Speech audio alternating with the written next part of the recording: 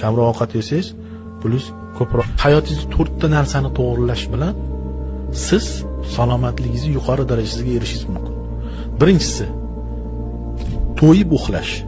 Uxlashga yetdim rejimini.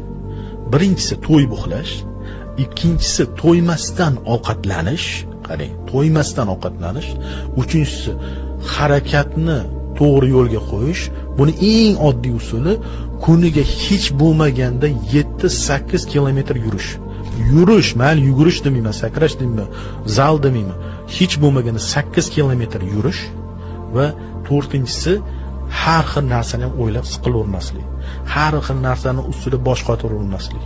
Ya'ni taqdirim yozilgan, harakat qilaman, o'xshasa taqdirimda bor ekan, o'xshamasa yo'q ekan degan o'ziga rejimni qo'yish organizmni turli xil yuklamalar, ayniqsa ruhiy yuklamalarni yechib tashlaydi. Demak, biza 4 ta narsaga amal qilish orqali bizdan pul ham talab qilmaydi. Hatto pulimizni ekonom qilib beradi. Kamroq ovqat yesangiz, plus ko'proq ekonom bo'ladi.